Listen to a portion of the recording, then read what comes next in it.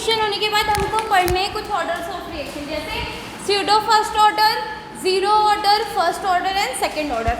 और एक हम इंटीग्रेटेड फॉर्मूला निकालेंगे, क्योंकि ऑर्डर ऑफ रिएक्शन जो होता है जीरो, पॉजिटिव, निगेटिव, फ्रैक्शनल कुछ भी हो सकता है। तो हर एक रिएक्शन के लिए हम अगर फॉर्मूलाज निकालने लगेंगे तो बहुत टाइम लग जाएगा, सालों लग जाएंगे सिर्फ फॉर्मूलाज निकालने के लिए।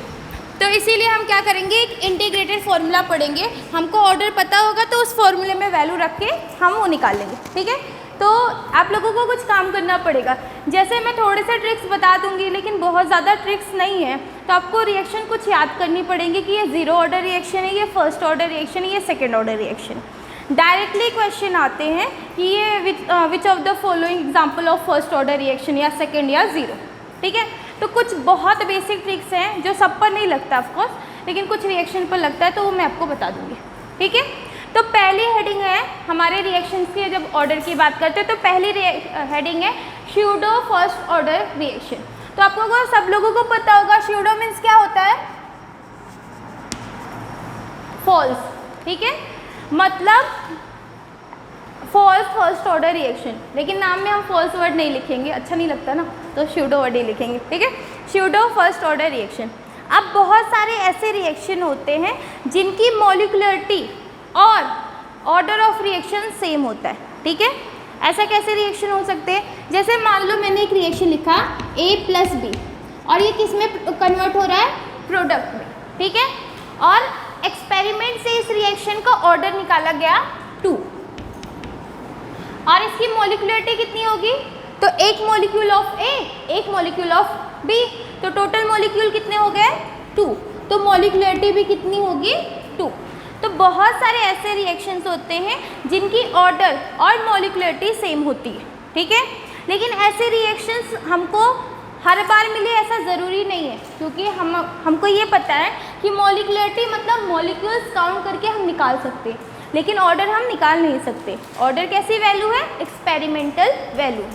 तो ऐसे सभी रिएक्शंस, अगर आपको स्यूडो फर्स्ट ऑर्डर का रिएक्शन डिफिनेशन बतानी है, तो ऐसे सभी रिएक्शन जिनका ऑर्डर क्या हो, जिनका ऑर्डर फर्स्ट हो, मतलब ऐसे सभी रिएक्शन जिनका ऑर्डर फर्स्ट हो लेकिन मॉलिक्युलरिटी फर्स्ट ना हो, मतलब मॉलिक्युलरिटी सेकंड भी हो सकती है और थर्ड भी हो सकती है, मॉलिक्युलरिटी 3 ही हो सकती है ना, 1 2 3। तो ऐसे सभी रिएक्शन जिनका ऑर्डर फर्स्ट है लेकिन मॉलिक्युलरिटी फर्स्ट नहीं है, उन सभी रिएक्शन को हम क्या बोलते हैं, स्यूडो फर्स्ट ऑर्डर रिएक्शन। बात क्लियर, ओके। तो डिफिनेशन लिखेंगे पहले उसका,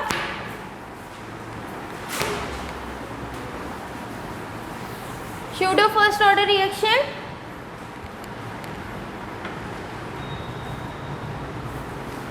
a chemical reaction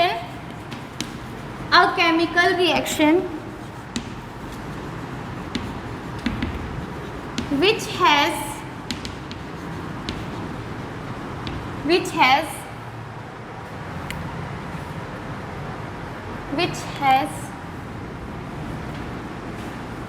first order but molecularity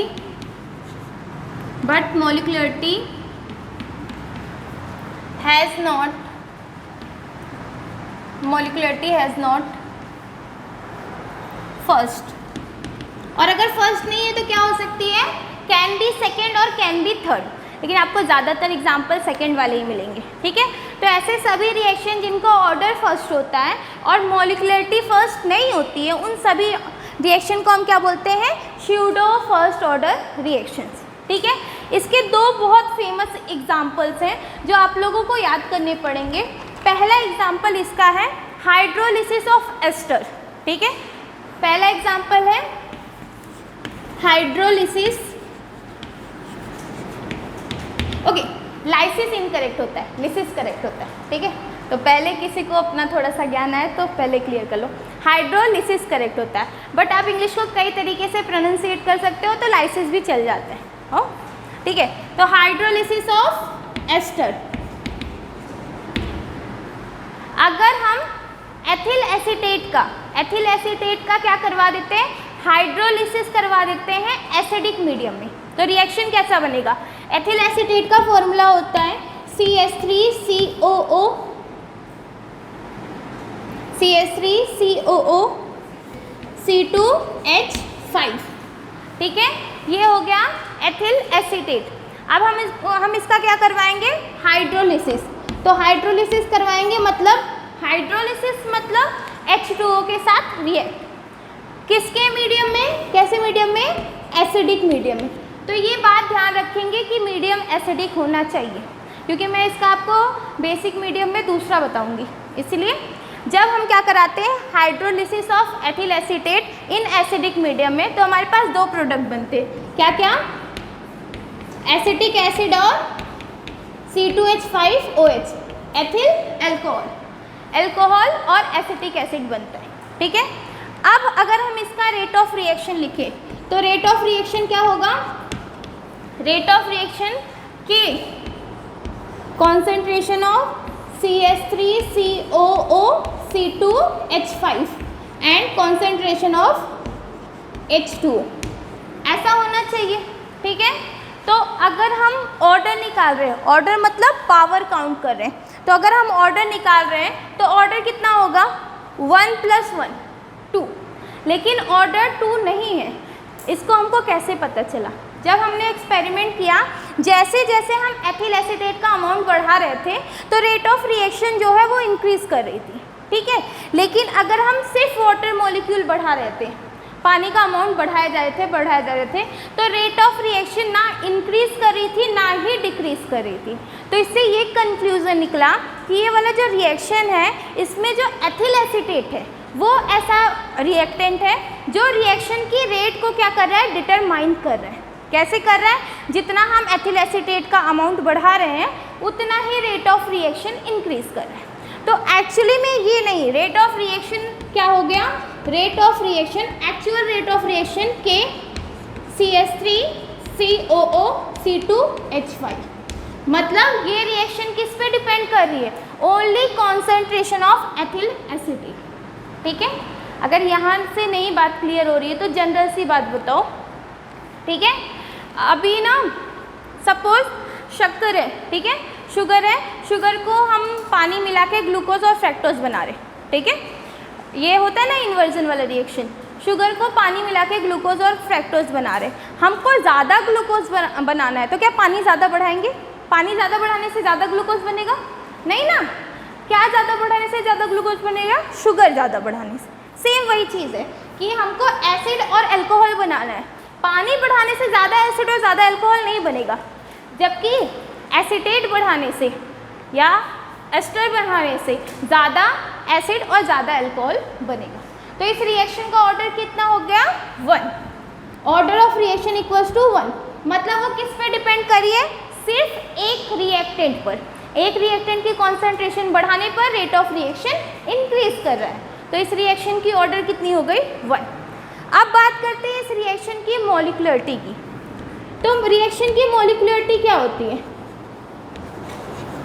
reaction की मॉलिक्युलरिटी बराबर होता है कि रिएक्शन में कितने मॉलिक्यूल्स इन्वॉल्व हो रहे हैं। तो एक मॉलिक्यूल इसके, एक मॉलिक्यूल इसके, तो कितने मॉलिक्यूल हो गए, 2। तो ऐसे सभी रिएक्शन जिनका क्या, जिनका ऑर्डर 1 हो लेकिन मॉलिक्युलरिटी मोर देन 1 या मॉलिक्युलरिटी 2 हो, तो ऐसे सभी रिएक्शन को हम क्या बोलते हैं, स्यूडो फर्स्ट ऑर्डर रिएक्शन। बात क्लियर है, आपको एग्जाम्पल याद करना पड़ेगा, ठीक है। तो ये रिएक्शन हो गया स्यूडो फर्स्ट ऑर्डर रिएक्शन, ठीक है। एक और रिएक्शन आपको याद करना पड़ेगा, अभी जो मैंने आपको बताया, क्या, inversion, inversion of cane sugar. नाम क्यों लिख रही हूँ ना, क्योंकि नाम भी डायरेक्टली रिएक्शन ना लिख के नाम से भी पूछा जा सकता है, इसीलिए नाम भी लिख रहे हैं। तो दूसरा रिएक्शन जो है वो है इन्वर्जन ऑफ केन शुगर। पहले हाइड्रोलिसिस वाला रिएक्शन एक बार देख लो, फिर मैं आपको इन्वर्जन ऑफ केन शुगर बताती हूँ।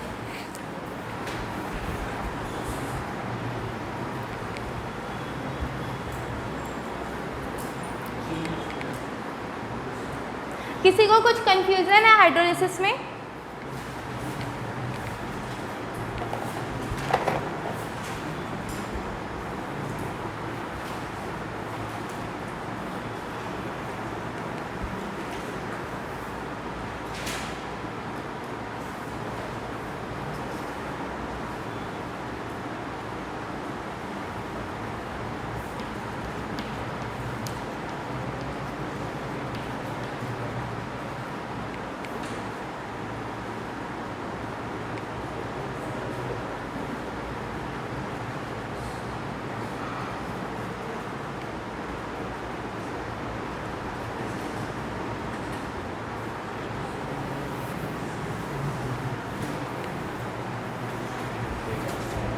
इन्वर्जन ऑफ केन शुगर, देखें उसका रिएक्शन।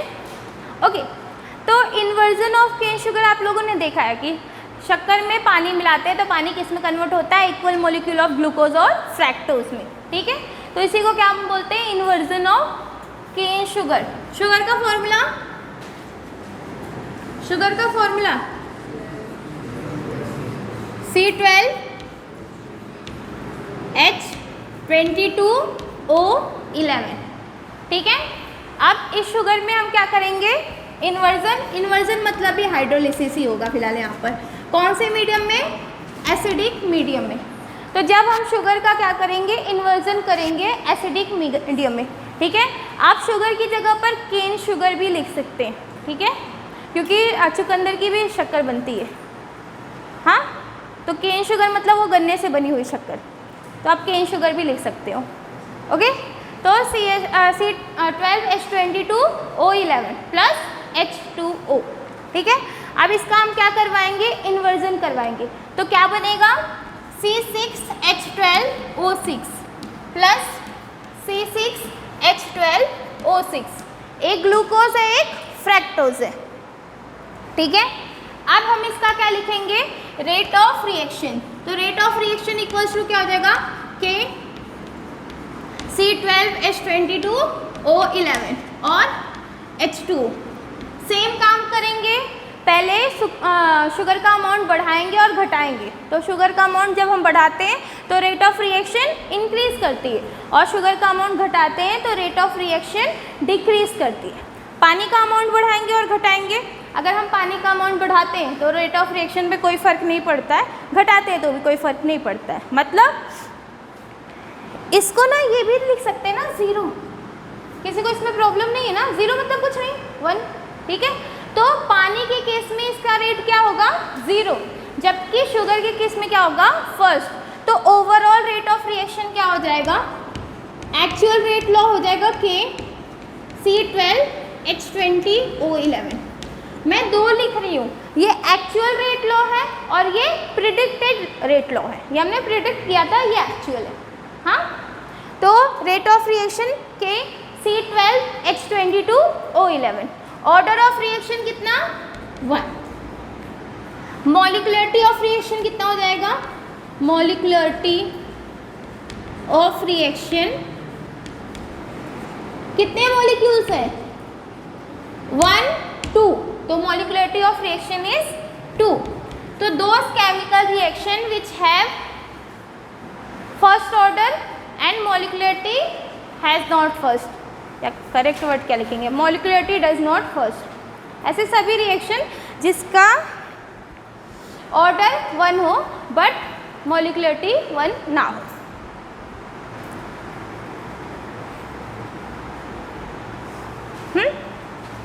और 1 नहीं होगी मॉलिक्युलरिटी तो कितनी कितनी होगी, 2 या 3। ये 2 एग्जाम्पल याद करने आपको, ठीक है।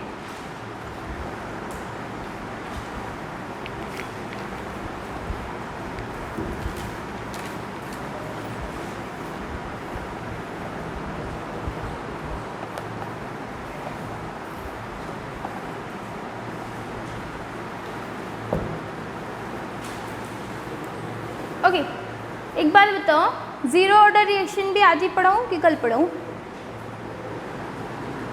हाँ, आज पढ़ाऊँ कल पढ़ाऊँ? आज पढ़ाऊँ?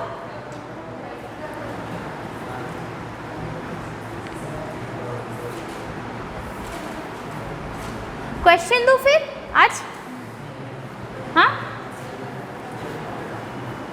ठीक है, इसको नोट कर लो, मैं क्वेश्चन देती हूँ। फिर ज़ीरो फर्स्ट और सेकंड कल तीनों पढ़ा देते हैं ना। इसके बाद इस चैप्टर में थोड़ी सी चीज़ें बची हैं, फोटोकेमिकल रिएक्शंस, कोलिजन थ्योरी, बस 2 टॉपिक। ऑर्डर्स रिएक्शंस हमको स्टडी करना है, फोटोकेमिकल रिएक्शन और कोलिजन थ्योरी, 3 टॉपिक्स पढ़ने इसके बाद, ठीक है।